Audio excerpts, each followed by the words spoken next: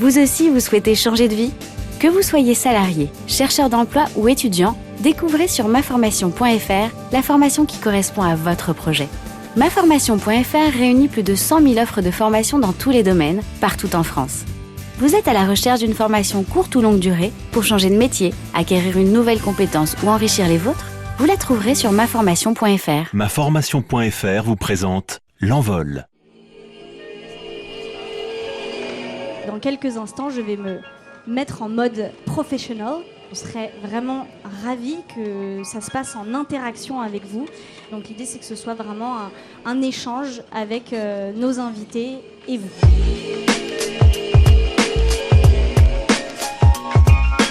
Vous l'entendez, cet épisode ne sommes pas tout à fait comme les autres. Cet épisode, nous l'enregistrons aujourd'hui chez notre partenaire Grande Contrôle et nous sommes en public. Il n'y a pas un invité en face de moi, comme d'habitude, mais deux. Deux experts qui sont là spécialement pour vous donner des conseils concrets pour changer de vie. Sophie Peters, une voix reconnaissable entre mille, celle qui anime la libre antenne le soir sur Europe 1 et qui a écrit le livre « Du plaisir d'être soi ». Et Mathieu Dardaillon, c'est un peu notre héros à tous chez Ticket for Change, dont il est l'initiateur. Et il est aussi l'auteur du livre « Activez vos talents, ils peuvent changer le monde ». Comme expert du changement de vie, on ne pouvait pas rêver mieux que ces deux invités-là. Je m'appelle Adèle Gallet et j'ai cofondé une organisation qui aide des hommes et des femmes à mettre plus de sens dans leur travail.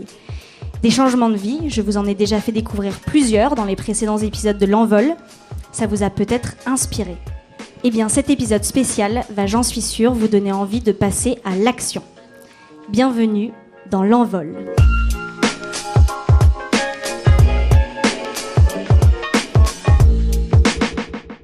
Mathieu et Sophie, pourquoi déjà parle-t-on autant du changement de vie aujourd'hui ? On parle beaucoup du changement de vie parce que la vie manque de sens. Alors les gens ont envie de changer de vie pour donner plus de sens à leur vie. Il y a une enquête Sociovision qui montre qu'un tiers des Français se reconvertissent aujourd'hui. C'est dire combien on souffre au travail, combien nos vies parfois n'ont pas pris l'axe qu'on imaginait. On voit des reconversions à 30 ans, juste après avoir démarré une vie professionnelle. On les voit à 40 en milieu de vie. Et puis on les voit à 50 aussi, pour s'envoler vraiment dans un parcours qui ait plus de sens pour soi. À chaque fois, une intuition ou quelque chose qui vient et qui dit c'est pas vraiment moi, la vie que je mène, c'est pas tout à fait moi. Et il me semble que la façon dont le travail a été abîmé aujourd'hui dans les entreprises, dans les organisations, en le rendant très déshumanisé. L'ère numérique aussi, où beaucoup ne s'y retrouvent pas, parce que le travail, c'est concret, c'est du lien, c'est un travail parfois de la main. On est un peuple d'artisans. Au Moyen-Âge, on était des grands artisans, donc on a un fort amour du travail en France. Et ça, c'est quelque chose dont on a besoin. Et souvent, d'ailleurs, dans les reconversions, on trouve des métiers qui sont assez manuels, en tout cas assez concrets, où il y a quelque chose de soi qu'on peut vraiment exprimer dans son travail. Et puis, quelque chose qui nous tient en tant que peuple, c'est le goût du travail bien fait. On est d'ailleurs juste derrière les États-Unis en nombre d'heures travaillées par actif. Et on aime le travail, on se réalise. D'ailleurs, quand on se rencontre, on se dit qu'est-ce que vous faites dans la vie ? C'est une identité et c'est quelque chose qui nous tient lieu aussi de sens. Et on a vraiment ce goût et cette passion. On a un honneur du travail, un code d'honneur du travail. Et à partir du moment où on peut plus le faire respecter, parce qu'on n'a pas de reconnaissance managériale, parce qu'on est dans une entreprise ou un environnement qui ne donne pas sens à notre travail, qui ne nous reconnaît pas, fort heureusement, les individus aujourd'hui qui se reconvertissent disent non, merci le développement personnel ou la psychologie, j'ai envie de prendre soin de moi et je pense que j'ai des talents à exprimer. Il y a une prise de conscience, je crois, sans précédent sur les enjeux socio-environnementaux. Une prise de conscience sur l'urgence qui est face à nous. Le réchauffement climatique, la perte de la biodiversité, la dynamique de destruction de la vie qu'on est en train de vivre, la pollution, du coup les problèmes de santé, les problèmes d'exclusion, les sentiments d'être exclu, d'être marginalisé, le mouvement des gilets jaunes en est une incarnation, et puis le repli sur soi potentiel, etc. Enfin, tous ces phénomènes-là. Et en même temps, il y a une énorme envie d'agir, de donner du sens, d'être cohérent et de contribuer à ces grands défis-là. Il y a aussi une quête de sens énorme au travail. Il y a du désengagement. Les gens, ils vont au travail le matin, ils repartent le soir et ils vibrent pas. Il y a un chiffre affolant du désengagement. En France, il y a des phénomènes, les 3B, je ne sais pas si vous avez entendu parler, le burn-out, la fatigue physique du travail qui épuise. Le bore-out, c'est un ennui de faire des tâches répétitives, s'ennuyer profondément. Et le brown-out, c'est quand on fait des choses absurdes. On remplit des formulaires pour des procédures, mais en fait, on ne voit plus le sens que ça a derrière et qu'est-ce que ça amène. Et en même temps, il y a une réinvention du travail qui fait qu'il y a plein de nouvelles tendances, de choses qui émergent. Il y a des gens qui réinventent la manière de vivre leur vie, de travailler, etc. Pardon pour les anglicismes, c'est toutes des tendances avec des mots anglais. Il y a le phénomène des freelances, donc les gens qui vont devenir indépendants et puis plus être autonomes et gérer leur agenda. Il y a les slashers qui vont dire en fait je me reconnais pas dans avoir une identité qui est un seul métier. Je vais avoir plusieurs métiers en même temps. 2 jours par semaine celui-ci, 2 jours par semaine celui-ci, 1 jour par semaine celui-là. Et il va y avoir aussi le phénomène des néo-artisans, comme c'était bien expliqué par Sophie, où on veut retrouver du manuel, etc. Donc il y a plein de phénomènes en même temps, et on voit que la norme d'hier du j'ai un CDI à temps plein dans une grande entreprise et pendant longtemps, en fait elle est en train d'évoluer.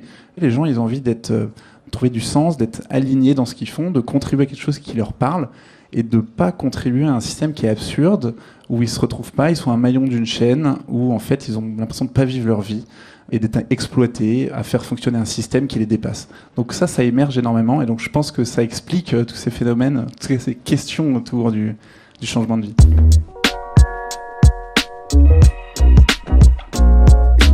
Il y a une question de Bruno, on a eu des questions des internautes sur Facebook qui nous demandent, mais du coup, pourquoi ça fait autant peur de changer de vie, de passer à l'action? Si on voit qu'il y a cette tendance de fond, pourquoi ça fait autant peur de sauter du plongeoir? Mais ça fait peur d'abord parce qu'aller vers son désir, en psychanalyste, on vous répond, ça fait toujours peur, c'est ce qui nous fait le plus peur, de rencontrer notre désir profond. Ensuite, il y a toujours quelque chose qu'on quitte pour aller vers autre chose. Et quitter, c'est quelque chose de difficile pour un être humain. Il y a parfois un confort matériel.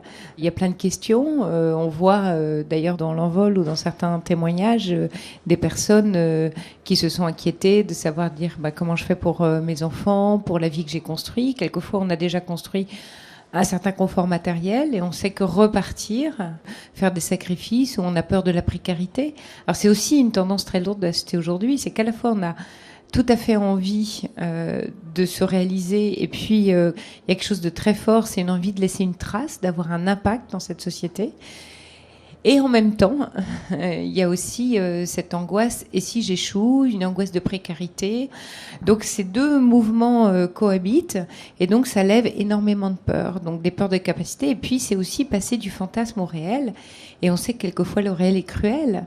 Il est cruel parce qu'il va nous demander un fort investissement. Donc le fait aussi qu'on passe pas le cap, c'est qu'on sait aussi ce que ça va nous demander. Et tous ceux qui changent de vie racontent à quel point c'est un investissement total, et puis que c'est très ingrat au départ. Oui, bien sûr, on a un rêve qui est l'horizon, mais au départ, il va falloir passer parfois par la case apprentissage, se remettre en question, avoir des journées immenses, pas dormir la nuit parce qu'on va se demander si ça va marcher ou pas, la politique du petit pas, un entourage quelquefois qui vous dit « Ah, t'es sûr, mais t'avais un bon job dans telle boîte et maintenant tu fais ça », mais voilà, alors le poids de la famille, des poids générationnels, donc il y a énormément de freins, donc certes le désir est là, mais il est très très très freiné également. On a peur, je pense, parce qu'on doit changer des habitudes, on doit changer une routine peut-être qui est pas parfaite, parce qu'on s'y sent pas très bien, mais en tout cas il faut changer, il faut avoir le courage de changer. On a peur parce qu'on l'a jamais appris. Notre éducation souvent nous a pas appris à faire ces transitions, à trouver ce qu'on veut vraiment faire profondément. Personne nous a jamais appris ce truc-là. C'est quelque chose auquel tout le monde est confronté dans sa vie et personne ne nous l'a jamais appris. Parce qu'à l'école, on ne nous apprend pas ça, on ne demande pas qu'est-ce que tu veux vraiment faire, qu'est-ce qui te fait vraiment vibrer au fond de toi. Et aussi, je pense, parce qu'on est peu soutenu. Donc, effectivement, quand on a un projet de changer, etc., ça peut faire peur aux proches, alors que malheureusement, on aurait besoin avant tout de leur soutien. Et donc, ça demande du courage et effectivement de se mettre en danger. Donc, c'est inconfortable à court terme. Par contre, il faut aussi se demander quel est le coût de ne pas changer. Ça veut dire que effectivement, il y a un coût qui peut être très important à changer, de temps, d'énergie, parfois d'argent, d'une reconversion et tout. Mais quel est le coût de ne pas changer? Potentiellement de rester 20 ans dans la même situation ou de tirer le trait, mais il est bien supérieur. Donc il faut aussi se poser cette question dans l'autre sens. Bonjour, je m'appelle Julien. Elle va être très simple, ma question. C'est, depuis tout à l'heure, je vous entends, est-ce qu'on est obligé d'être passionné par quelque chose pour prendre son envol ? C'est pas obligé d'être passionné pour prendre son envol. Je pense que c'est quand même mieux. Mais je pense qu'il y a beaucoup aussi de fantasmes ou de pression derrière la passion, être passionné, etc. Être passionné, c'est pas avoir une énorme passion depuis qu'on a 4 ans, etc. On a tous, au fond, des choses qui nous passionnent. Pas forcément des passions, mais des choses qui nous passionnent. Il y a sûrement des domaines dans lesquels vous êtes passionné en les faisant. Ça vous donne de l'énergie. Quand vous faites quelque chose, ça vous remplit d'énergie. Vous avez plein d'énergie, vous avez la pêche, quoi, juste d'avoir fait quelque chose. Donc c'est pas forcément des domaines, ça peut être aussi des actions. Mais c'est vrai que c'est mieux de trouver ça parce que du coup, ça vous donne l'élan de prendre votre envol. Mais il faut démystifier un petit peu la passion qui doit être immense et tout. Alors, on voit que les gens ont peur. Pour les aider, vous, quels seraient 1 ou 2 conseils concrets de justement ce premier petit pas ? Je pense qu'il faut se mettre dans une dynamique.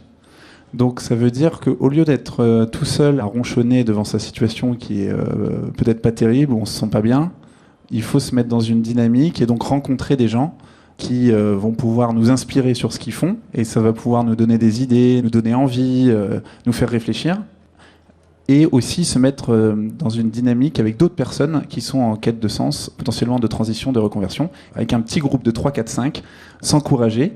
Quand il y en a un qui va bien avancer, ça va donner envie aux autres de le faire, et puis tout le monde va s'encourager, c'est une émulation positive. C'est un rappel aussi du groupe pour avancer. Donc ça, c'est ne pas rester seul et tout seul. Il faut se poser des questions, en fait. Il faut avoir le courage de se poser des questions. Et il y a plein d'outils très concrets. Chez Ticket for Change, on aime bien parler de l'outil de l'ikigai. C'est le concept qui veut dire raison d'être, joie de vivre, joie de se lever le matin, donc qui est au carrefour de 4 zones. Ce qu'on aime vraiment faire, là où on est vraiment bon, ce dont le monde a besoin, et comment on peut être rémunéré. Bon, bah, quand on a répondu à ces 4 questions et qu'on a trouvé le milieu, là, on est sûr d'être dans sa vocation professionnelle, etc. Il y a aussi une connaissance de soi, mais assez intime, assez particulière. Alors, on va aller plutôt sur le versant psychologique, mais par exemple, on peut se fantasmer en entrepreneur, alors même qu'on est salarié, et puis se rendre compte une fois qu'on passe le pas, qu'on n'avait pas imaginé qu'on serait aussi peu confortable dans la position d'entrepreneur ou de travailleur indépendant, parce qu'en fait, ce qu'on aimait, je vous donne juste un exemple, ce qu'on aimait, c'était appartenir à une entité, à un groupe, on était loyal à l'entreprise, on aimait ce sentiment d'appartenance, éventuellement même la marque, la maison, pourquoi pas. Et donc ça, c'est se connaître intimement sur ces rythmes, mais sur un rythme pas forcément quotidien de travail, parce qu'on peut travailler en mode entrepreneur en appartenant à une structure. Mais vous voyez, le salariat et le travailleur indépendant, c'est 2 logiques psychologiques fort différentes, parce que le salariat, alors je rappelle que l'historique, c'est je loue ma force de travail à une entreprise moyennant une rémunération, donc aussi une forme de protection. Il y a un contrat qui me protège. C'est-à-dire que quand je m'endors le soir, si j'ai pas fait une journée terrible, pardonnez-moi, mais c'est pas trop grave parce que mon salaire tombera à la fin du mois. Et c'est quelque chose qui peut être extrêmement rassurant sur un plan psychique et sécurisant. L'entrepreneur ou le freelance, lui, il sait pas s'il a fait une mauvaise journée, il peut paniquer pour la fin de son mois ou pas arriver à payer une facture, il prendra pas de vacances, on voit des burn-out d'entrepreneurs. Donc ça, c'est se connaître intimement. Un peu comme un équipage de bateau, est-ce que je suis meilleur en second, est-ce que je suis un bon skipper ? Voilà, quelle place j'ai envie d'avoir dans le collectif et à quoi ça ressemble pour moi sur un plan psychique, où est-ce que je me sens bien en termes de sécurité. Ça, c'est vraiment une connaissance un peu intime. Donc pour ça, je vous conseille d'essayer de vous projeter comme si vous vous projetiez en image sur grand écran et de vous imaginer dans ce vécu-là, vraiment au fond de vous, pour voir si vous stressez ou pas. Et quand bien même, voilà, il y aurait du stress, mais que quand même vous dites, non, parce que moi, c'est plutôt d'être indépendant. À ce moment-là, j'ai envie de dire, pas de souci. Il y a Ticket for Change, il y a d'autres organisations.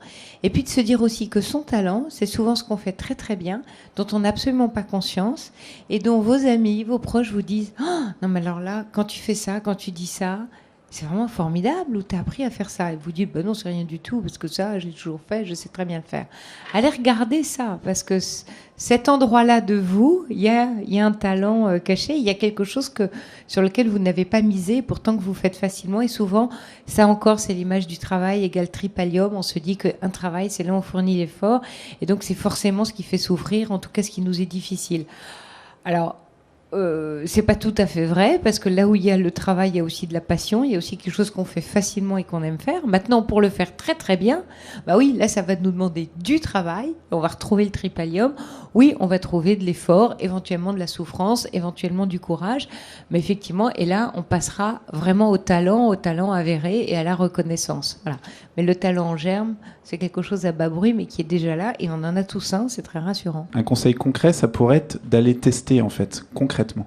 Est-ce que vous avez un ami ou un contact qui fait ce métier dont vous rêvez, et d'aller passer une journée avec cette personne, comme un stagiaire de 3e. Et puis peut-être vous pouvez l'aider bénévolement, comme ça, quelques heures, pour voir si c'est un métier qui, dans le fond, vous l'aimez, pas que conceptuellement dans votre tête.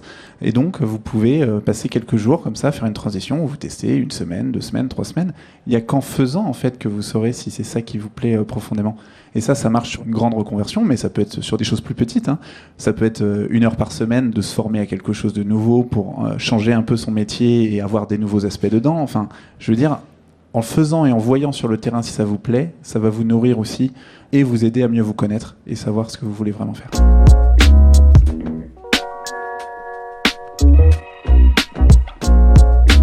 Et alors justement, vous parlez beaucoup de confiance et de faire confiance à ses ressentis, etc. Si justement on est face à quelqu'un qui n'a pas du tout confiance en lui ou en elle, qui n'a pas l'impression qu'il a des talents, comment on fait face à des personnes comme ça? Et je pense qu'on est très nombreux en France et dans le monde à se sentir voilà, parfois nul, à savoir rien faire. Comment on gère ce problème de la confiance en soi?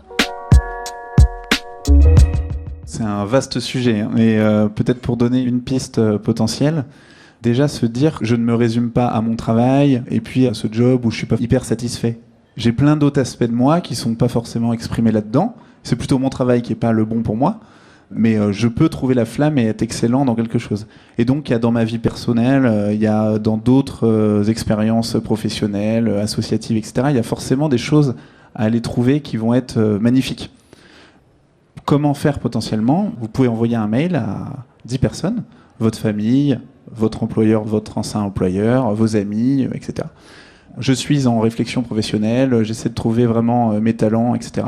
Est-ce que vous pouvez me dire les moments et les situations dans lesquelles vous avez trouvé que j'ai été particulièrement bon, particulièrement excellent, etc. Et les gens, ils vont vous donner des éléments que vous n'avez pas vus, en fait. Et ça va être hyper riche, ça va être hyper satisfaisant. Et donc, peut-être c'est une manière de retrouver confiance. J'ajouterais, le podcast s'appelle L'Envol, que quand un oiseau prend son envol, il s'y prend à plusieurs fois en général. Il fait de la première branche, il revient au nid, il va aller un peu plus loin à la prochaine branche. Donc, c'est ça aussi, cette politique de petits pas. Et puis sur cette confiance en soi, c'est en plus bien sûr de ce que dit Mathieu, c'est j'aime beaucoup l'idée de demander à votre réseau, essayez de vous souvenir aussi. On se souvient pas de qui on est, qui on a été dans certaines périodes, époques de notre vie où on a développé certains talents ou certaines compétences ou des passions ou des intérêts. Essayez de vous souvenir tous ces endroits comme des lieux à l'intérieur de vous où vous êtes senti vraiment bien, mais ça a pu durer je sais pas, une soirée, une journée, une discussion, une rencontre, mais où quelque chose s'est passé pour vous un peu d'inouï. Et essayez de tracer sur ces souvenirs-là, parce que là, vous avez des compétences. Là, il y a quelque chose qui se passe vraiment pour vous. Et quand vous êtes mal dans une période de travail, souvenez-vous de qui vous êtes vraiment. On a tous une histoire, mais on n'est pas notre histoire, comme on n'est pas notre travail. Donc, on est beaucoup plus vaste, tous, en tant qu'être humain. Et c'est cette étendue très, très vaste qu'il faut aller rechercher quand on est en plein questionnement, en ouvrant comme ça toutes les portes et en se disant, finalement, là, je suis au carrefour. Et vers quelle route je vais aller. Et la confiance va venir après de prendre une décision, quelle qu'elle soit, parce qu'il n'y en a pas de bonne, il y a pas quelque chose qui convient de faire, il y a une décision qui va s'imposer à vous, parce que vous allez vous dire un matin, oui, c'est ça. Et la décision, c'est quelque chose de très, très, très fort chez un être humain. Bonjour, moi c'est Elena. Et merci beaucoup pour votre intervention très inspirante, très positive. Et vous avez mis l'accent effectivement sur l'aspect professionnel, sur le fait qu'on s'identifie par notre travail, et vous avez vraiment raison. Et j'accompagne moi-même des personnes dans les changements, et je vois souvent des personnes qui arrivent avec une idée de changement professionnel en tête. Et finalement, ils se rendent compte que ce n'était pas l'aspect pro, forcément. C'était un autre changement qui était en train de s'effectuer et qui veulent changer intérieurement, en fait. Qui veulent peut-être mieux se connaître. Vous avez parlé de cette connaissance de soi. Est-ce que vous pensez que ça peut être le cas ? Vous remarquerez que à chaque fois que quelque chose bouge dans notre vie, plusieurs choses bougent en même temps. C'est un peu l'effet domino. Donc après, quel est le premier domino qui va faire bouger la chaîne ? Ça peut être plus effectivement un besoin psychique au départ de se renforcer parce qu'il y a un mal-être au global. Et je rejoins la question d'Adèle tout à l'heure sur la confiance en soi. Quand elle est très très très très basse, c'est sûr qu'on va pas commencer à se longer dans un changement de vie. Il vaudrait peut-être mieux aller voir un psychothérapeute, commencer à réparer un peu des bases, refaire des bases un peu plus solides. C'est peut-être ce que font certaines personnes avec vous. Et donc, elles vont rétablir quelque chose pour retrouver après le talent. Alors peut-être le métier changera pas, mais peut-être quelque chose à l'intérieur du métier changera. Et c'est ça qu'on va voir, c'est que les changements, quelquefois des immenses transformations, sont des petits matins et pas des grands soirs. Et si vous observez vos vies, c'est très intéressant de constater que ce qui a peut-être été majeur dans nos vies n'a pas eu énormément d'éclat ou énormément d'éclat pour notre entourage. Ça n'a pas fait beaucoup de bruit.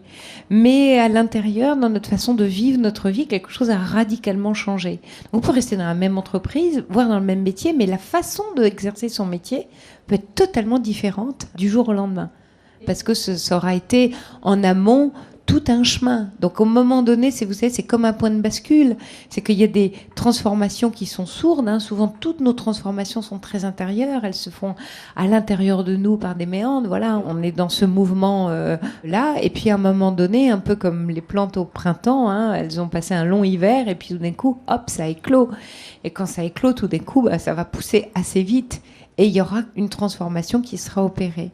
Donc la transformation, elle n'est pas forcément très visible. Et on le voit dans les témoignages d'ailleurs des personnes dans l'envol. On sent cette histoire de cheminement qui est parfois long. Je disais tout à l'heure, c'est ingrat, ça peut être cruel. C'est quelquefois vraiment un chemin décourageant, des matins qui sont décourageants. Donc on passe par beaucoup d'émotions avant tout d'un coup d'arriver dans un plateau et en se disant, ça y est, j'y suis. Et quelque part, je le savais que c'est là où je devais aller. Mais on le sait après. Je vais prendre juste une question de Facebook de Maëlle qui nous demandait, donc très concrètement, elle disait « Je veux changer de vie pour devenir enseignante, mais tout le monde me répète que je fais seulement ça pour avoir plus de vacances. » Comment faire comprendre que c'est un vrai choix de carrière ? En fait, ce que je trouve très intéressant dans cette question, au-delà de comment convaincre son entourage, c'est quelque chose que l'on voit beaucoup quand on a des personnes qui veulent mettre plus de sens, d'impact social dans leur métier. Ils peuvent être vus comme des idéalistes, comme des illuminés. Et donc, comment concrètement gérer ça ? Peut-être c'est d'expliquer en profondeur ce choix, en expliquant quelles sont les motivations profondes, le vrai pourquoi. Et dire, en fait, moi, dans mes critères de réussite ou de bonheur, j'ai besoin de ces 3 choses-là, ABC. Et il s'avère que, en fait, la voie qui me permet de le faire, en tout cas, je crois aujourd'hui, c'est en devenant enseignant. Et puis après, il s'avère que ce choix-là permet aussi d'avoir des vacances, mais c'est pas ma motivation première. Parce que moi, je cherche ABC aujourd'hui, et c'est ce qui me met en mouvement pour faire cette transition-là, et c'est ce qui va vraiment me rendre plus heureuse et je vais avoir l'impression d'être dans le bon axe, comme Sophie disait. Mais oui, bien sûr, ce que dit Mathieu est tout à fait juste, c'est-à-dire que, en fait, pour elle, l'enjeu, c'est de se découvrir, c'est de se montrer, c'est de montrer qui elle est vraiment, parce que si elle fait ce choix-là, il y a bien quelque chose. Alors, est-ce que c'est transmettre ? Est-ce que c'est le contact avec les enfants ? Est-ce que c'est le sentiment de faire grandir une génération et de la nourrir ? Est-ce que c'est la matière ? Voilà, ça va être effectivement très en profondeur ce qui l'a menée à ce choix-là. Donc, il ne faut pas qu'elle se laisse impressionner par les petites piques et que tout d'un coup, elle se taise parce qu'on lui dit « Ah c'est parce que tu veux plus de vacances », vous voyez, en mode critique, mais qu'elle dise « Oui, après tout, pourquoi pas, je peux avoir plus de vacances, mais c'est vraiment pas ce qui a motivé mon changement. » Et on sait aussi que la vie d'enseignant, elle est super dure et que c'est un très très beau métier qui a besoin de gens extrêmement inspirés et motivés. Donc je pense qu'elle a tous les arguments à faire valoir. Pas tant qu'elle se fait confiance, mais si elle accepte de révéler vraiment une part d'elle-même. Mon prénom c'est Clarisse et ma question porte sur la légitimité. Et on a parlé justement de la barrière de l'expérience qui est demandée si on a envie de lancer son projet. mais que finalement on nous demande mais est-ce que tu as déjà lancé un projet ? Voilà, on se pose cette question de la légitimité à un moment très tôt dans son parcours ou même beaucoup plus tard. Comment y faire face ? Est-ce que vous pourriez pas retourner le sujet dans l'autre sens, c'est-à-dire de faire de ce potentiel syndrome de l'imposteur votre plus grande force ? J'essaie de donner 2 exemples. Quand on a commencé Ticket for Change, on avait 24-25 ans. Et on voulait créer toute une dynamique pour aider des jeunes à s'engager, trouver leur talent et s'engager sur des causes de société, les causes les plus complexes jamais résolues en France, les sujets des SDF, de la pollution, du réchauffement climatique, etc. Mais qui on était pour faire ça ?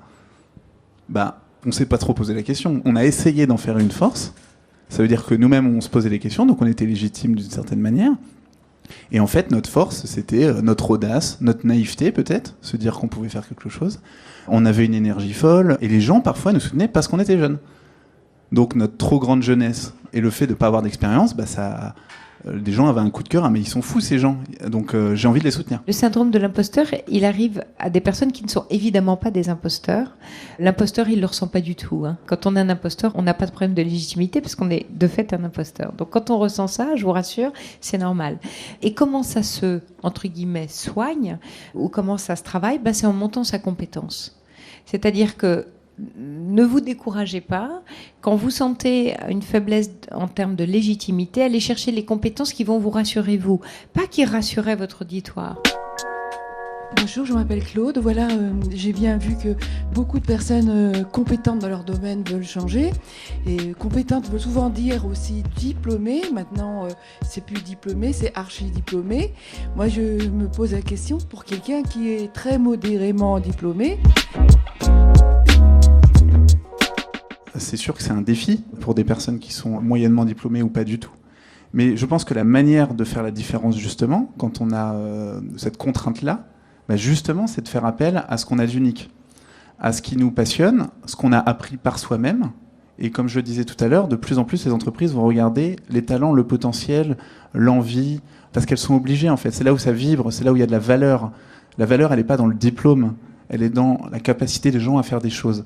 Et donc, si la personne qui est moyennement diplômée ou moins diplômée, elle peut mettre en avant ce qui la motive profondément et ce qu'elle a pu faire par des projets personnels, je ne dis pas que c'est simple, mais je dis que c'est très probable qu'au bout d'un moment, elle trouve vraiment sa voie, que les gens lui fassent confiance, etc. En tout cas, c'est la seule manière de vraiment trouver ce qu'elle a au fond d'elle-même, de bien se connaître et puis de croire en sa chance. On passe à la question bonus, qui est la dernière question rituelle dans les podcasts de l'Envol. Quelle est la prochaine chose que vous voulez changer dans votre vie ? En ce qui me concerne, j'ai la chance d'avoir trouvé mon axe et d'être sur la voie qui me nourrit. Ce que j'aimerais changer, c'est plus de place et plus de verre. Moins subir un agenda trop chargé, où on n'a pas le temps en fait, de voir les opportunités qui sont les bonnes, etc. Et de vivre une vie un peu trop quadrillée et rythmée, et d'avoir le luxe d'avoir un peu plus de temps pour ensuite pouvoir naviguer à l'intérieur des bonnes opportunités. Mais toujours en faisant ce que je fais.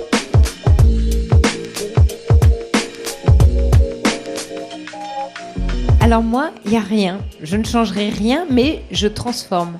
J'ai beaucoup de mal avec le mot changer. Je lui préfère le mot transformer. Pourquoi ? Parce que je considère, et c'est comme ça que je vis la vie et ma vie, que la vie est un chemin en constante évolution. Et je me considère moi en constante évolution. Donc j'ai le sentiment, quand d'ailleurs je me retourne, mais aussi quand je regarde devant, que je passe ma vie à évoluer, donc à me transformer. Donc qu'est-ce que je vais changer demain ? Continuer à me transformer. Merci Adèle.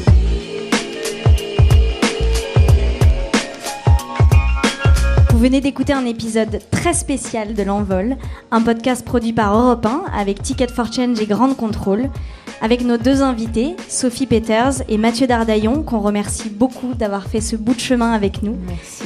Si vous avez aimé cet épisode et que ça vous a donné envie de découvrir plein de témoignages de changements de vie, n'hésitez pas, abonnez-vous pour les découvrir sur Apple Podcast et toutes vos plateformes habituelles. Et si vous avez aimé ce podcast, ajoutez plein d'étoiles, commentez, on a hâte de vous lire. À très vite dans l'Envol.